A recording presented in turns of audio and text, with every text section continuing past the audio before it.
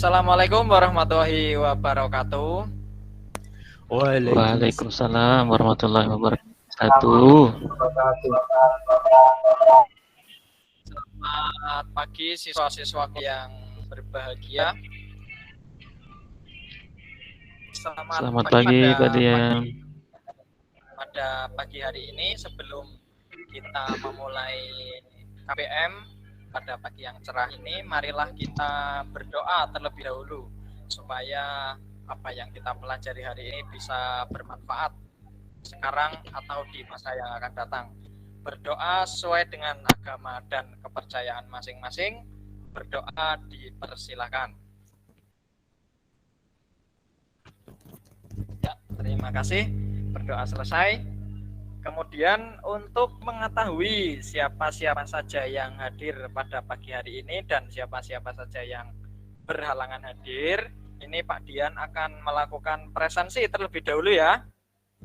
Yang pertama ini Mas Hamzah, terus Mas Mirwanto, terus Mas Rifa Iksan, hadir, terus Winarko, terus Mas Fedrik, Mas Edwin, hadir Pak Dian, Mas Heki, hadir Pak, Mbak Meli, Mas Hanung, sama yang terakhir Mas Edward ini.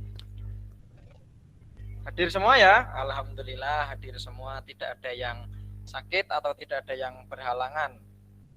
Kemudian yang akan kita pelajari pada hari ini adalah materi tentang jangka sorong ya. Ini Pak Dian akan share screen ya, share screen tentang materi pertemuan kita pada hari ini supaya kita bisa mengetahui terlebih dahulu ya. Ini share screen-nya.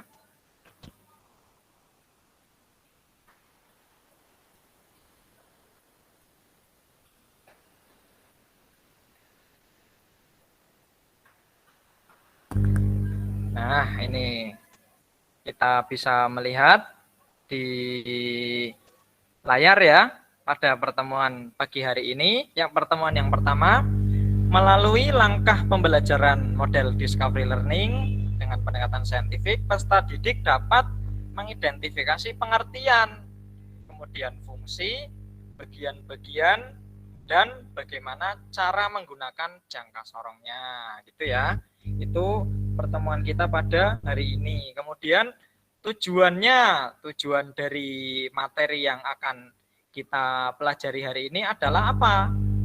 Supaya kita bisa tahu bagaimana cara menggunakan jangka sorong. Kemudian kita bisa tahu fungsinya untuk mengukur apa saja. Kemudian kita bisa tahu bagian-bagiannya apa saja yang bisa kita gunakan apa saja gitu ya. Kemudian metode penilaian. Nah, metode penilaian ini nanti Pak Dian akan bagikan kepada kalian semua anak-anakku itu lembar kerja peserta didik ya. Lembar kerja peserta didik ini yang nanti akan kita kerjakan, kita bahas secara diskusi, yaitu supaya kita bisa tahu, bisa mengidentifikasi bagian-bagian atau komponen apa saja yang ada di jangka sorong. Kemudian itu penilaian prakteknya ya, penilaian LKPD. Itu yang akan kita pelajari pada hari ini. Kemudian sebelum memulai kegiatan pembelajaran, Pak Dian itu punya satu pertanyaan untuk kalian. Pertanyaan yang ini pertanyaan yang sangat sederhana. Kira-kira anak-anak itu sudah pernah berkunjung ke bengkel atau belum ini? Kira-kira sudah pernah ke bengkel atau belum? Sudah Pak Dian. Sudah ya, pasti sudah pernah ke bengkel lah ya. Bengkel itu kan di dekat kita ada. Kemudian pertanyaan yang selanjutnya adalah kira-kira alat ukur apa saja yang digunakan mekanik untuk mengetahui ukuran atau dimensi sebuah benda di bengkel. Nah, ini kira-kira apa saja alat ukur yang dipakai di bengkel? Ayo coba salah satu menjawab, alat ukur apa saja? Apa? Kurang jelas, kurang tegas jawabnya? Saya, Pak. Apa? Ya, Mas Edward ini silakan. Jangka sorong, Pak. Jangka sorong, ya benar sekali. Nah, jangka sorong itu banyak kita temui di bengkel. Nah, maka dari itu kita sebagai siswa yang akan berhubungan dengan bengkel, misalkan kerja di bengkel atau yang punya bengkel, kita harus belajar terlebih dahulu tentang apa itu jangka sorong. Gitu ya. Nah, kemudian ini Pak Dian punya pertanyaan untuk memberikan stimulus kepada kalian atau memberikan semacam untuk memicu kalian berpikir, ya. Nah, pertanyaannya adalah bagaimana cara mekanik tahu diameter bearing roda di bengkel? Apakah diukur menggunakan mistar penggaris atau diukur menggunakan jari misalkan, atau diukur menggunakan apa kira-kira ini, dan bagaimana caranya? Ini ayo, ada yang bisa jawab atau tidak? Saya, Pak. Ya, Mas Edwin, silakan dijawab.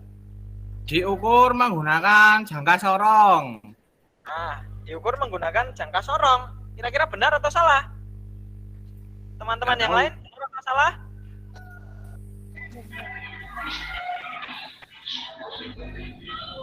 Benar, Pak. Belum tahu, Pak. Nah, benar ya. Nah, kemudian setelah kita tahu mekanik itu menggunakan jangka sorong untuk mengukur diameter, nah hari ini akan kita pelajari lebih dalam tentang jangka sorong, ya. Nah, kemudian setelah kalian semua tahu bengkel itu pasti menggunakan jangka sorong, ya. Kemudian untuk menambah wawasan kalian, untuk menambah materi yang kalian ketahui, itu Pak Dian akan jelaskan materi tentang jangka sorong di PowerPoint, ya. Ini Pak Dian sudah siapkan 2 hari 2 malam ini materi tentang jangka sorong. Semoga dengan penjelasan ini kalian memahami, ya. Berarti ini harus diperhatikan benar-benar, ya. Kalau tidak diperhatikan nanti kamu bisa salah ini, ya. Nah, ini Pak Dian akan share screen, akan sampaikan materi tentang jangka sorong, ya. Ini tunggu sebentar, ya. Ini kita share screen terlebih dahulu. Nah, ini ya. Sudah kelihatan, ya? Sudah kelihatan belum? Sudah, Pak. Nah, sudah kelihatan, ya. Ini kita Sudah, Pak. Sudah, ya, ini kita perbesar. Nah, hari ini yang akan kita sampaikan kepada teman-teman semua, kepada anak-anakku, adalah materi alat ukur mekanik jangka sorong, ya.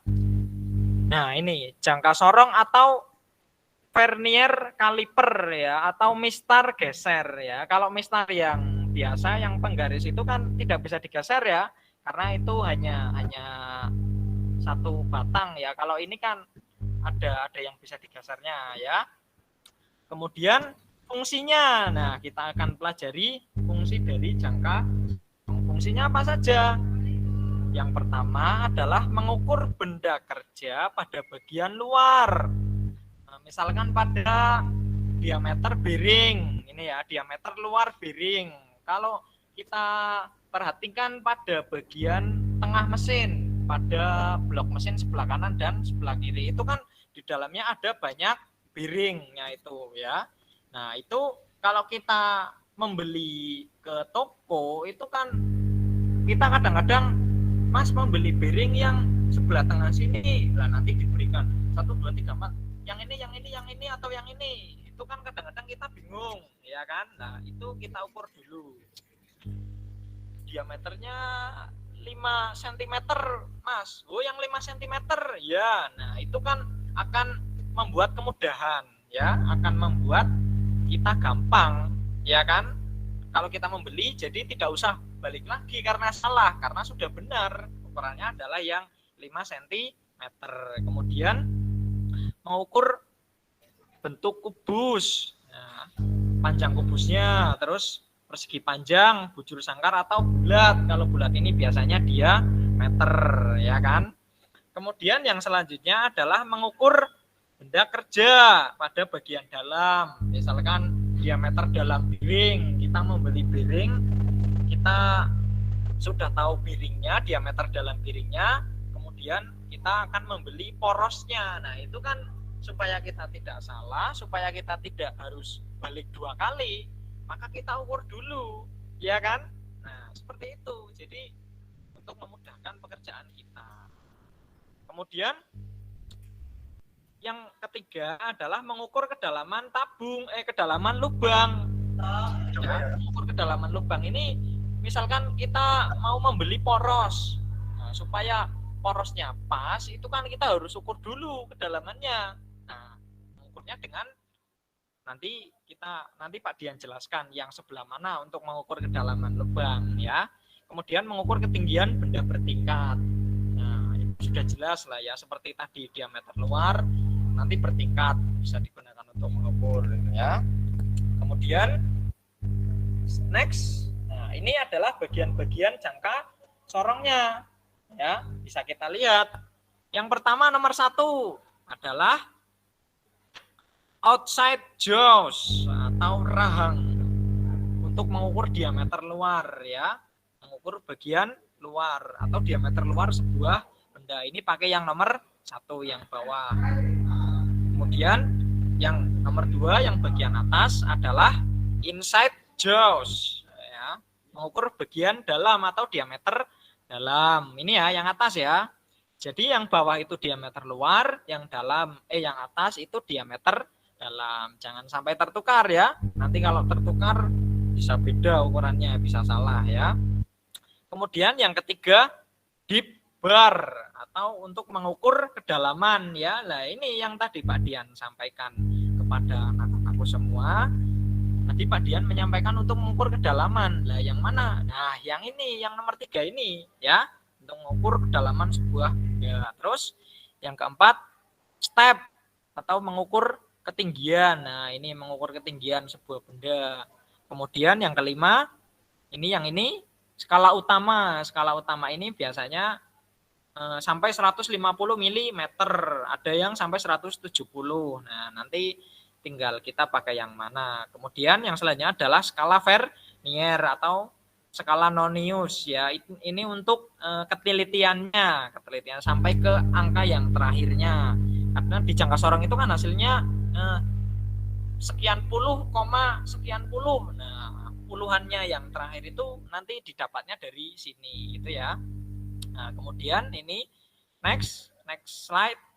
Jangka sorong itu ada ketelitian 0,02, 0,05 dan 0,0 dan yang pakai inci. Yang inci itu biasanya yang di bagian atas skala Nonius ya. Kemudian setelah itu cara membacanya. Nah, ini posisi pengukurannya dulu ya, cara mengukurnya dulu ya.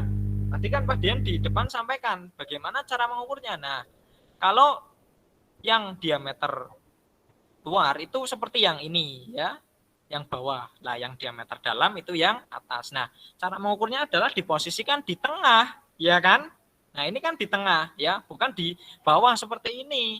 Karena kalau di bawah itu nanti bisa tidak akurat ya karena di ujung ya.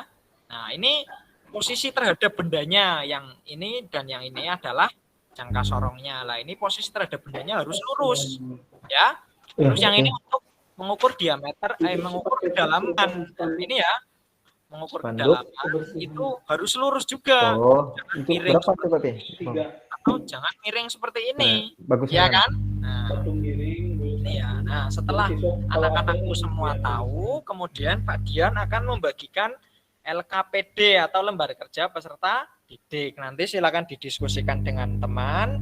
Itu ada buku paket, ada internet, ada HP. Nah, sudah disediakan WiFi untuk kalian.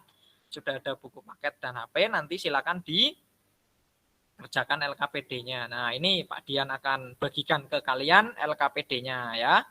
Nanti silakan dikerjakan, diskusikan dengan teman kalian ya. Sudah kelihatan? Sudah dibagi semua ya? Sudah dapat semua ya LKPD-nya ya? Nah, ini ya. Nah, LKPD-nya tujuannya adalah supaya siswa dapat menguraikan pengertian jangka sorong, menyebutkan bagian dan menguraikan fungsinya, ya kan? Nah, kemudian instruksi kerjanya dengan menggunakan alat praktek yang tersedia, silakan isi nama dan fungsi bagian-bagian jangka sorong. Nah, ini ya nanti silakan dikerjakan. Nah, silakan Pak Dian berikan waktu untuk mengerjakan ya. Silakan dikerjakan. Nah. Sudah selesai, Pak. Sudah selesai ya. Nah, kalau Ya. saya silakan Sudah, salah Pak. satu maju ke depan untuk silakan salah satu maju ke depan untuk mempresentasikan hasilnya. Nah, supaya teman-teman bisa melakukan perbaikan apabila ada yang salah ya. Nah, ayo Mas siapa ini ya yang enak ditunjuk? Mas Edwin ini. Nah, silakan maju dipresentasikan hasilnya bagaimana. Ini sudah lengkap semua atau belum? Silakan. Ya, Pak. Terima kasih, Pak. Jadi jangka sorong berfungsi untuk mengukur diameter dalam, diameter luar, dan kedalaman suatu benda. Kurang lebih seperti itu, Pak. Nah, ya terima kasih Mas Edwin. Ini panjang sekali ini jawabannya, ini sampai penuh, sampai 2 halaman ini. Ini calon-calonnya dapat 99 ini nilainya. Kenapa kok tidak 100? Karena kesempurnaan itu milik Allah yang Maha Kuasa, gitu ya. Nah, terus dari teman-teman ada yang mau menanggapi atau ada yang mau bertanya? Silakan, mumpung Mas Edwinnya masih di depan ini, ada yang mau ditanyakan atau tidak? Cukup ya, sudah benar semua ya, sesuai dengan fungsi dan namanya ya, nama bagian dan fungsinya harus sesuai gitu ya. Nah, kemudian karena waktu sudah menunjukkan 15 menit lagi selesai. Nah, jadi kita sampai pada ke penghujung waktu pembelajaran. Nah, sekarang Pak Dian mau tanya kepada anak-anakku semua ini, refleksi apa atau kira-kira apa yang kita dapat pada pertemuan kali ini? Ayo silakan, siapa yang mau jawab? Mas Mirwanto ini kayaknya mau jawab ini. Ayo Mas, apa saja yang sudah kita dapat pada pembelajaran pagi hari ini? Ya, tentang pengertian jangka sorong dan fungsi alat ukur jangka sorong, Pak. Itu. Ya, terima kasih. Ya. Terima kasih Mas Mirwanto. Jadi itu ya, pada pembelajaran pagi hari ini kita mendapatkan materi yaitu jangka sorong, yaitu pengertiannya jangka sorong itu apa, kemudian fungsinya itu untuk apa, kemudian apa tadi, nama-nama dan fungsi komponen yang ada di jangka sorong itu untuk apa saja, kemudian cara penggunaannya ya, tadi kan Pak Dian sudah dijelaskan tadi oleh Pak Dian, nonton di slide PowerPoint itu tadi ya, mengukur kedalaman itu harus tidak boleh miring, harus lurus bendanya, nah, seperti itu ya. Jadi itu yang bisa Pak Dian sampaikan pada hari ini. Kemudian pada pertemuan yang akan datang, Pak Dian akan sampaikan kepada kalian bagaimana cara membacanya ya. Hari ini kan kita sudah tahu fungsinya untuk apa, komponen namanya apa saja, kemudian cara penggunaannya seperti apa. Nah, di pertemuan yang akan datang, Pak Dian akan sampaikan bagaimana cara mengukurnya. Karena kalau tahu komponennya apa saja, fungsinya apa saja, kegunaannya apa saja, tapi kalau tidak tahu cara membacanya, itu kan akan percuma, ya kan? Nah, akan tanggung ya. Wis ngerti kanggone, orang ngerti carane. Nah, itu kan sesuatu yang harus kita pelajari lebih dalam, gitu ya. Nah, untuk mengakhiri pembelajaran pada pagi hari ini, marilah kita berdoa sesuai dengan agama dan kepercayaan masing-masing ya, supaya apa yang kita dapatkan hari ini bisa bermanfaat dan semoga kita diberi kesehatan untuk bertemu pada pertemuan yang akan datang, gitu ya. Berdoa sesuai dengan agama dan kepercayaan masing-masing, dipersilakan ya. selesai. Itu saja yang bisa Pak Dian sampaikan. Kurang lebihnya mohon maaf. Wassalamualaikum warahmatullahi wabarakatuh. Waalaikumsalam warahmatullahi wabarakatuh. Oke Pak, cukup waktunya. Oke. Kayaknya 20 menit ini ya Pak. Ya, waktunya pas buat Iya Pak, 20 menit lebih Ya, 20 detik. 20 menit untuk menanggapi. Silakan dari teman-teman yang lain bisa menanggapi apa yang tadi sudah disampaikan oleh Pak Dian. Silakan, monggo. Siapa? Memberikan masukan ke Pak Dian. Pak Edwin, monggo. Oke, terima kasih. Bagus sekali dari Pak Dian. Semua sintaksisnya muncul semua. Hanya saja mungkin karena ini juga waktunya dibatasi, jadi perbendaharaan kata dari Pak Dian rada belibet. Cuman tidak apa-apa karena kita juga masih belajar. Insya Allah nanti untuk digunakan pada real mengajarnya lebih sempurna lagi. Good job Pak Dian. Terima kasih Pak Edwin. Terima kasih. Yang lain, monggo. Yuk.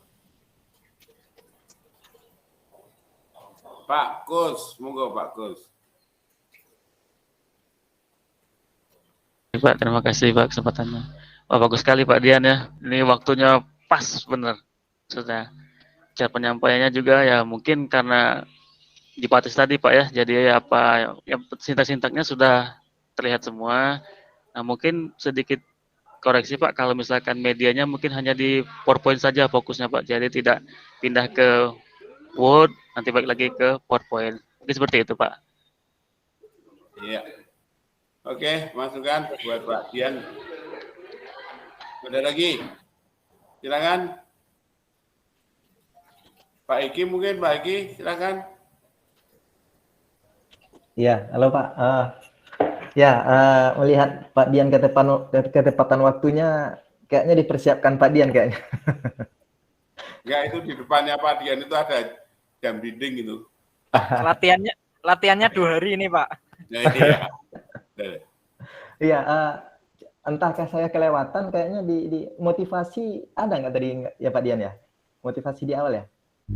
Apakah saya kelewatan? Kalau saya di RPP-nya memang tidak ada motivasi Pak. Oh, iya. Maksudnya di perangkatnya, perencanaannya memang tidak ada motivasi sih.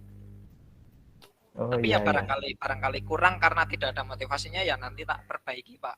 Terima kasih masukannya ini. Oke, iya mungkin itu yang nampak dulu Pak. Ya, terima kasih Pak. Pak Edward mungkin mau komen, silakan.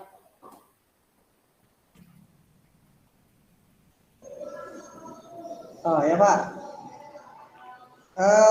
Satu cuma Pak Dian. Tadi kayaknya masalah asesmen kognitif, asesmen non kognitif dan kognitifnya sebenarnya belum nampak tadi. Apa masukkan asesmen kognitif dan kognitif non kognitif dan kognitif itu aja Pak. Iya Pak, tadi saya lupa menjelaskan ini penilaian tentang LKPD-nya. Jadi harusnya tadi di awal dijelaskan dulu teknik penilaiannya. Di sini kan ada metode penilaian yang akan dilaksanakan lah tadi. Iya, maksudnya itu kelewatan ininya tidak disampaikan. Ya Pak, terima kasih masukannya. Barangkali ada lagi. Ada lagi? Monggo, Pak. Ada izin masuk Pak Mirwanto. Ya kalau menurut saya sudah bagus Pak, untuk pemanfaatan waktu juga sudah bagus. Nah mungkin lebih bagus lah dari saya lah intinya bakalan. Tapi mungkin masukan sedikit kalau ngasih ada mungkin siswa yang tampil apa menjawab itu dikasih sejenis reward lah. Oh bagus sekali gitu aja, itu satu. Dikasih reward ketika anak berani menjawab gitu. Masukin di situ. Siap Pak Mirwanto. Ya. Ya, nanti catatan khusus ini buat saya. Tadi lupa ya. Oke. Ada lagi, satu lagi, monggo.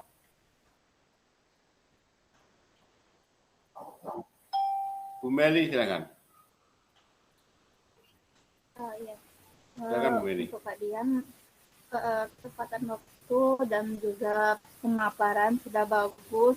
Mungkin untuk tadi kan tujuan pembelajaran ada bisa menyebutkan nama-nama komponen dari jangka sorong. Untuk siswanya tadi yang baru menjawab mungkin tentang pengertian jangka sorong sama fungsi jangka sorong. Mungkin ada baiknya ditanyakan kembali ke siswa, ada yang tahu apakah apa saja komponen-komponen yang ada pada jangka sorong itu. Mungkin itu tadi. Atau karena waktu yang sedikit jadi mengingat untuk mencapai 20 menit melingkupi semua kegiatan di Sintak yang di RPP mungkin terpotong di sana atau tidak masalah, mungkin itu Pak. Dari Pak Arifin bagaimana? Apakah semua tujuan dari kegiatan pembelajaran yang bakal kita paparkan, misalnya siswa dapat mengetahui fungsi jangka sorong, siswa dapat mengetahui komponen jangka sorong, apakah itu semuanya harus kita tanyakan ke siswa, apakah siswa benar-benar mengerti atau tidak, atau karena mengingat waktu sedikit, kalau terlewat apa tidak masalah. Mungkin itu saja Pak dari saya. Oke. Ya, Pak Dian ada menanggapi dulu sebelum saya? Cukup Pak, cukup. Memang benar sih Pak apa yang disampaikan teman-teman. Oke. Ya, saya nambahkan ya. Yang pertama, pengkondisian peserta didik ini sangat penting. Karena yang namanya pengkondisian itu bisa memberikan anak menjadi lebih perhatian, anak menjadi lebih, siswa menjadi ketika diberi pertanyaan juga care dan gitu ya. Jadi pertama dibuat pengkondisian dan motivasi itu meskipun itu sebentar saja, termasuk tadi persepsinya tadi sudah ada, tetapi bisa saja nanti ditambahkan dengan pengkondisian. Pengkondisian itu misalnya menanyakan tentang kabar, kemudian kalau misalnya luring itu misalnya mengatur tempat duduk dan sebagainya, itu pengkondisian peserta. Atau kalau misalnya perlu dengan satu game ya setengah menit lah dengan gitu supaya anak lebih perhatian. Kemudian yang kedua motivasi, itu kan memberikan motivasi. Benar tadi belum ada motivasi, tapi memang kalau di RPP tidak ada ya nanti itu melengkapi saja untuk pendahuluan. Kemudian yang kedua, nah biasanya itu kita gini, biasanya kan kita nek wis ceramah itu lali waktu. Kadang-kadang kita lupa waktu gitu loh. Menjelaskan apalagi kita jelendra kayak itu nanti akhirnya waktunya gitu. Nah, manajemen waktu ini tolong karena 20 menit bisa diatur Bapak sekalian. Misalnya anak-anak kemarin kan sudah saya kirim materinya, karena ini gini ya, ini pembelajarannya daring loh ya. Jangan dianggap ini pembelajaran jadi seperti tadi misalnya Pak Dian, Pak Edwin mau tampil itu tidak maju, tapi silakan ayo Mas Edwin untuk menyampaikan LKPD-nya. Bisa itu misalnya seperti ini diatur, misalnya LKPD yang mau diisi disampaikan ke teman-teman dulu, nanti tampilkan itu. Itu ya. Kemudian nanti jadi pengertiannya pointer aja. Benar tadi misalnya satu, karena ini sangat pendek dengan PowerPoint saja, misalnya dengan PowerPoint tentang pengertian dan lalu, sehingga 20 menit itu cukup. Semuanya itu sudah mendapat. Nah, cuma tadi yang tadi agak jelek. Kan saya menggambarkan ini pembelajaran kelas 10 ya. Kelas 10. Anak itu belum tahu jangka sorong seharusnya. Tadi kan belum tahu kan. Dari kan belum tahu. Jadi sehingga Pak Dian itu menggambarkan ini loh, ketika persepsi itu perlunya ada alat yang bisa untuk mengukur ini dengan cepat, baik kedalaman. Nah, mungkin anak pun belum tahu ketika tadi Pak Dian menyampaikan tentang satu piring, kemudian ini yang dimaksud diameter luar itu yang mana, diameter dalam itu mana, kedalaman itu yang mana. Mungkin itu saja ditunjukkan di poin-poin gambarnya itu sing cetok gambare. Oh ini jangka sorong ini, dengan jangka sorong diarahkan nanti siswa bisa gini. Gitu ya. Jadi teman-teman yang mengkondisikannya seperti itu. Karena teman-teman ketika Pak Dian memancing tentang Jaka Sorong, langsung ada yang jawab, itu alatnya Jaka Sorong. Padahal di sini kita udah ngerti kabeh. Ya. Nah, jadi kan gitu. Nanti mau buat anunya pengertiannya seperti itu. Sepurane Pak Dian. Terakhir tadi Pak Dian belum melakukan penilaian. Jadi untuk mengukur tujuan itu adalah bukan LKPD, tetapi penilaian. Apakah harus diadakan? Diadakan saja, tampilkan saja. Silakan kerjakan. Sudah selesai. Sudah. Oh nilainya ini gitu aja. Yang penting di situ nanti kelihatan prosesnya itu ada itu loh. Jadi sintak sudah ada. Nah, penilaiannya yang belum. Itu ya Dian ya. Iya Pak. Oke, saya kira itu. Siap.